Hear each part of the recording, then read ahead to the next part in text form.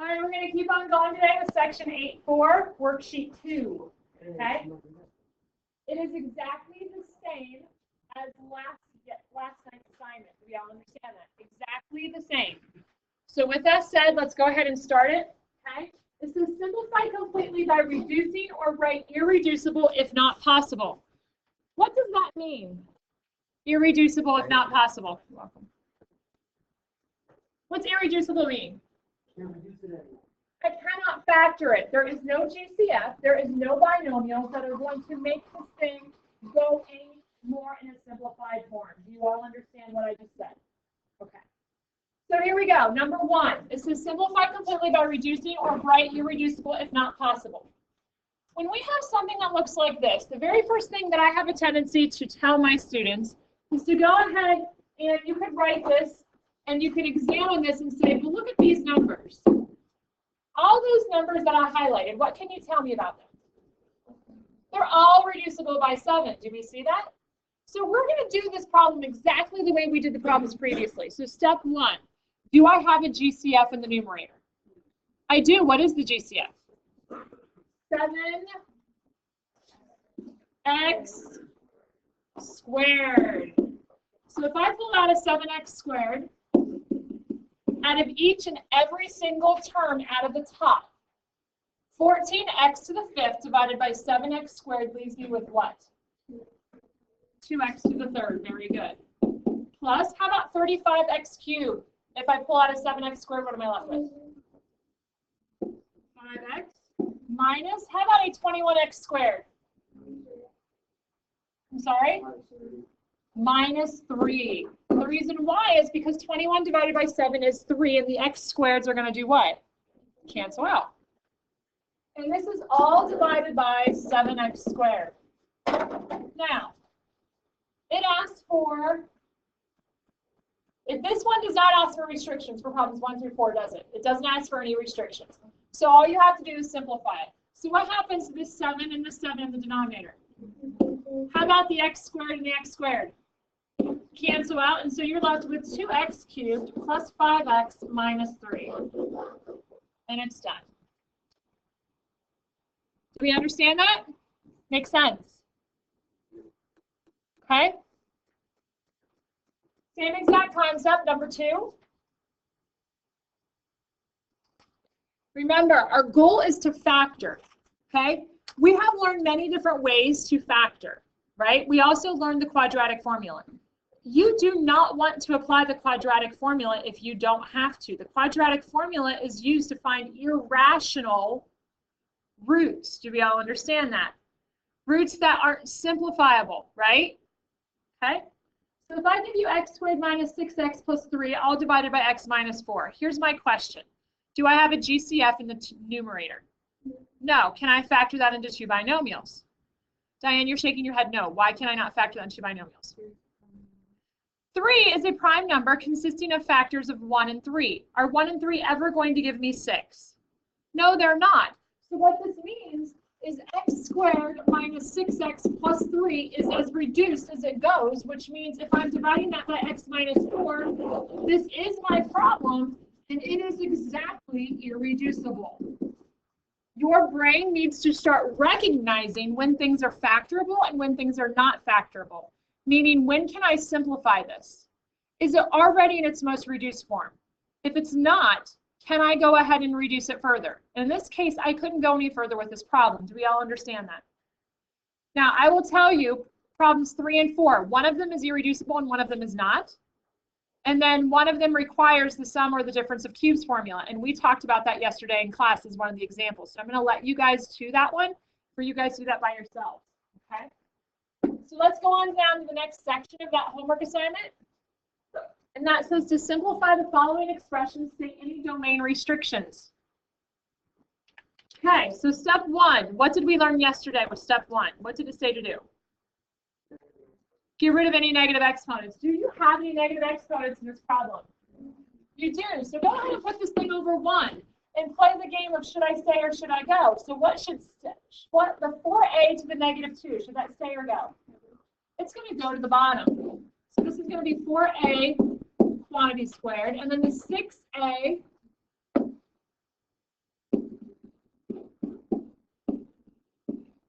minus 14a squared is going to remain on top. Now, the biggest issue that many of my students have with this problem is, can you please tell me what the denominator is equivalent to? Write down the next step on your paper, please, what you would do. Everybody do the next step on your paper. I would like to see who is correct and who is incorrect, so we can explain better what's going on.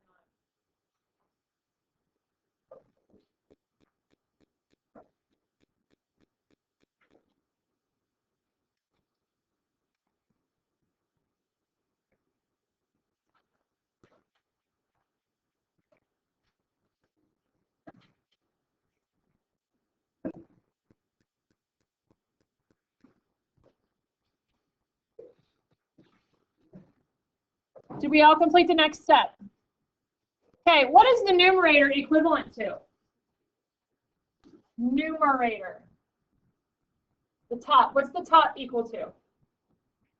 Is there anything inside there? What's inside the top? A2, what? Squared. 2a squared. So if I pull a 2a squared out of a 6a cubed, what remains? 3a. If I pull a 2a squared out of my 14a squared, what remains? Minus 7. And then here's the kicker, is the bottom. What is the bottom equivalent to? Who put this? Who put 4a squared? That is not correct, and many students struggle with this, all right? What your brain needs to recognize is that this has a missing 1 here, so that 2 goes to both of those. If you don't like it like that, then simply write it down 2 times. And when you write it down 2 times, you definitely will not make that mistake then, and you will get the 16a squared that you said that's what you need to have in the bottom. Do we all understand that? Okay? So big mistakes happen in this problem, just where I pointed out to you right now. So be very, very careful with that. Okay, what happens next is I go and I say, what are my domain restrictions? Domain restrictions come from where? The denominator. So this says that my restrictions are going to be found by simply taking 16a squared cannot be equal to 0, so a squared cannot be equal to 0, so a cannot be 0. Correct? How did I get rid of that 16? Divided. How did I get rid of that power of 2? Yes, I visibly took the square root of both sides, and the square root of 0 is still 0. So my restriction is that a cannot be 0. If it is, then that means I'm dividing by 0, and that is not legal. Do you all understand that? Okay, next, from left to right, I simply am going to now cross reduce. So do I have a power of 2 anywhere in the denominator, a factor of 2? 2 divided by 2 is 1, and 16 divided by 2 is 8. What happens to the a squareds? They cancel out. And so what you're left with is a 3a minus 7 all over 8. And that is your final answer. Do we understand that problem, yay or nay? Excellent. Let's keep plugging along here. Okay, number 10. Number 10. What do you notice about these two? Division. So what do we do when we have division? We immediately change everything to multiplication. So 3a minus 3b over a squared plus 2ab plus b squared times the reciprocal of the second fraction.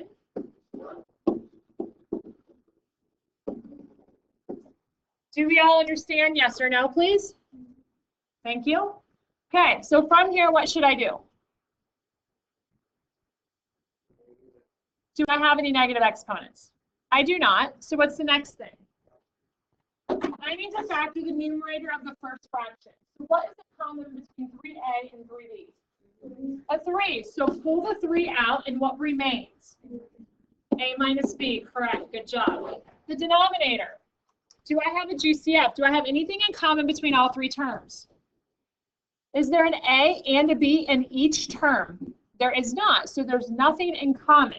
So I'm going to immediately try to put this into 2 binomials. How do I split up a squared evenly? A and A, excellent. I need to have a positive b, so that means my signs must be plus plus or minus minus. What do I determine I need to use? Plus plus, because that's what the middle sign is. And how do I break down b squared evenly? B and b, very good.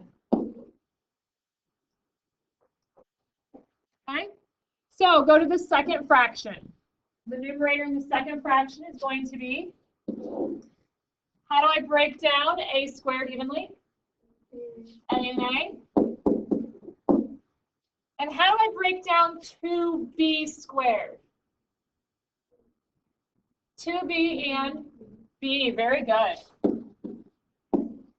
But I need to have a negative 2b, so what does that say about my signs? One must be positive and one must be negative. Which one will be negative and which one will be positive? The 2b will be negative because I need the bigger number to be negative and the smaller number to be positive. Do we all understand that? Yes or no? Excellent. Now going on to the denominator. Again, I'm going to split this up, A and A. And then how do I split up 2b?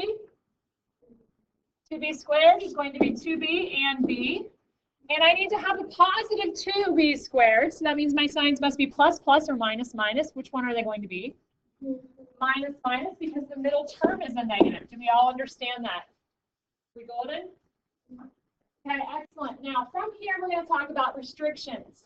We're going to talk restrictions.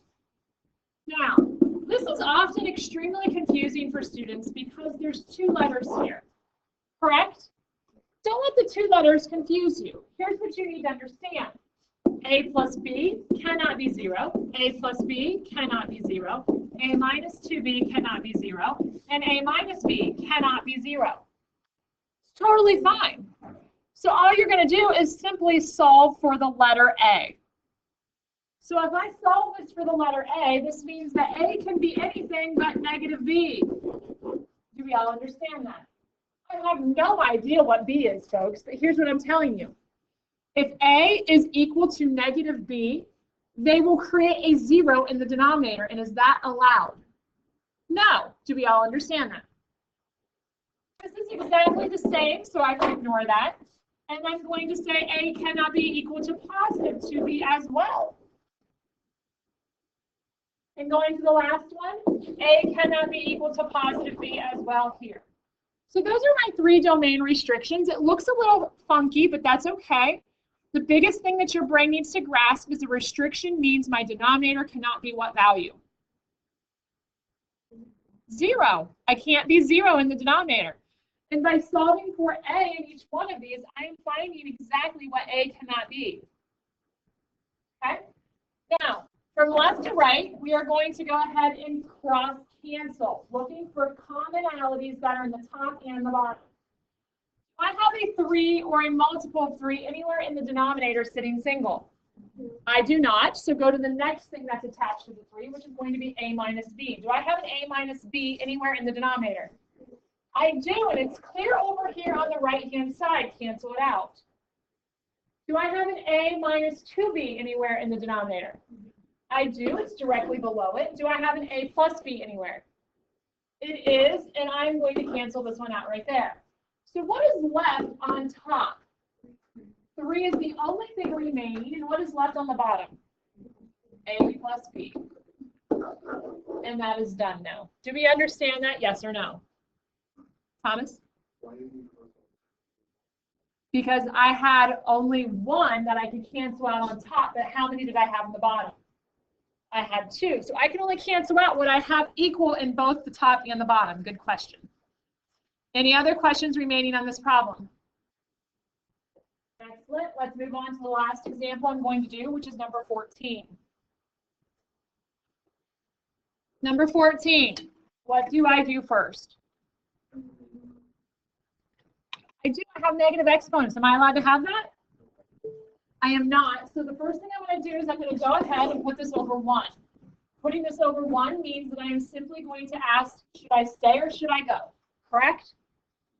So put on your missing exponent here on the quantity of 16h minus 8k. Its exponent is understood to be a 1 because I do not see 1. Correct? Should that quantity stay where it's at or go to the bottom? It should stay where it's at. So 16H minus 8K remains on top. And then what goes to the bottom? 12H squared K minus 6HK squared. Do I need the exponent of the -1, which is now to the +1 on the bottom? I do not. Okay, now what do I do? I'm going to go through my steps. I got rid of my negative exponents, so step 2 is to do what? Greatest common factor in the numerator. Is there something that is in common between my two terms of 16H and 8K? An 8. So if I pull out an 8 out of my numerator, what remains? 2H minus K. Correct. The denominator. Is there anything that is in common in my denominator? 6, H, and K. Now, here's my question. Do we see our exponents here on the H? I have 2 H's in the first term, but I only have 1 in my second.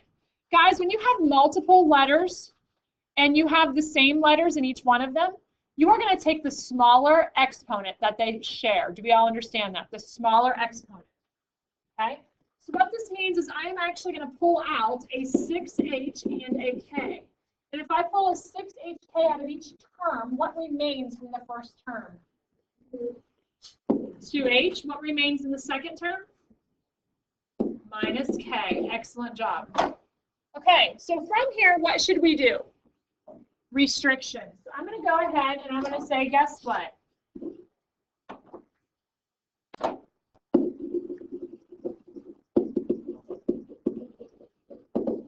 Okay, I'm going to make this a little bit easy for you. Okay, do you see how all 3 of these terms right here, how are they attached? By multiplication. So 6 cannot be 0, H cannot be 0, and K cannot be 0. Do you know why I did that? Because I needed your brain to understand that if H is 0 and you multiply by anything, the whole thing turns to what? 0, okay? Now, can 6 ever be 0? No, so this is irrelevant, but I did that so that you would get into a flow and do the same thing consistently. And then the last one is going to be 2H minus K cannot be 0.